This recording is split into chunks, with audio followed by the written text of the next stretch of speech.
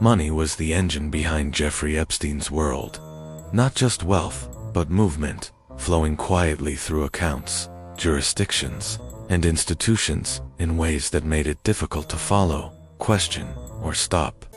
While Epstein himself became the focus of investigations, his finances remained something far more elusive, a maze of transactions that, even today, has never been fully untangled.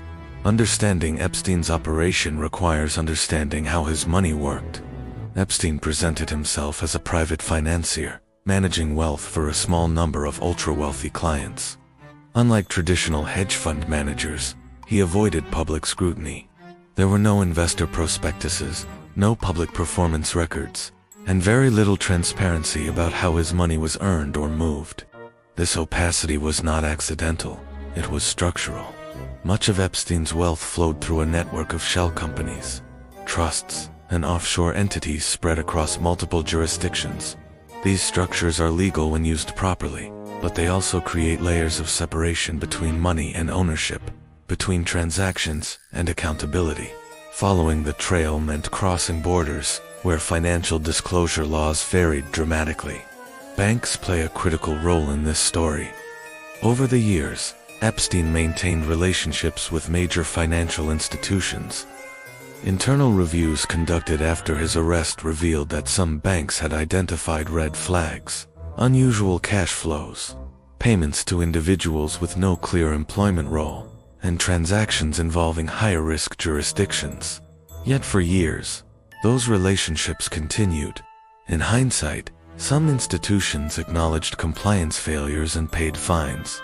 But during the period when Epstein's operation was active, these same systems provided stability, legitimacy, and access to global financial networks. Once again, the system functioned as designed, until it didn't. Epstein's spending patterns further complicated oversight. Rather than relying solely on direct payments, funds often moved indirectly.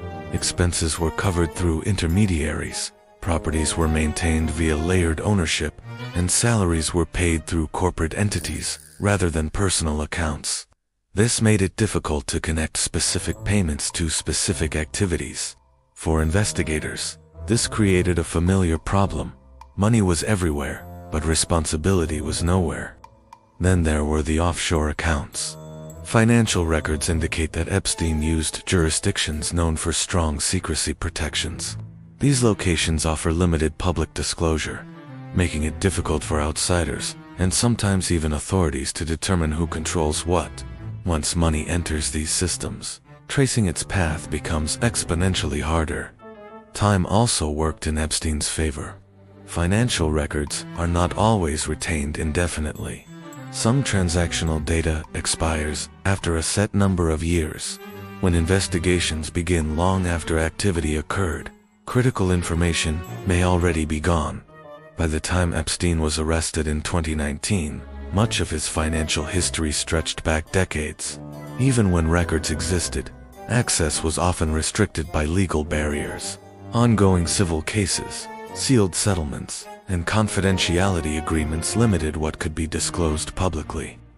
Victim protections, while essential, also meant that some financial details tied to those cases remained sealed. This created another paradox. The very mechanisms designed to protect privacy and due process also limited transparency into how Epstein's finances operated at scale. After Epstein's death, attention turned to his estate. Despite his vast lifestyle, the estate's reported assets were significantly lower than many expected. Some assets were contested, others were tied up in complex legal structures. Creditors and victims filed claims, but the full picture of Epstein's wealth remained unclear. Where had the money gone?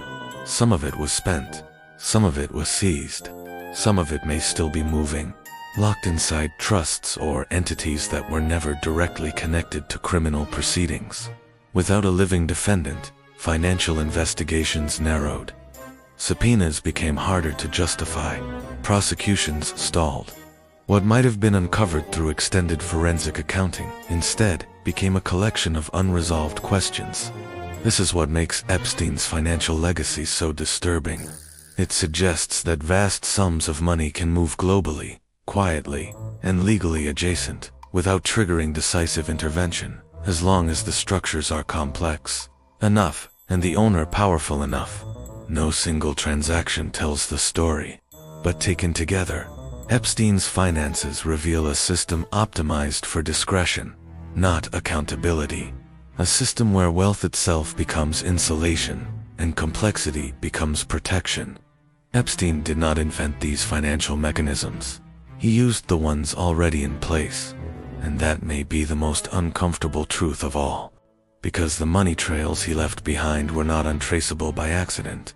They were untraceable by design.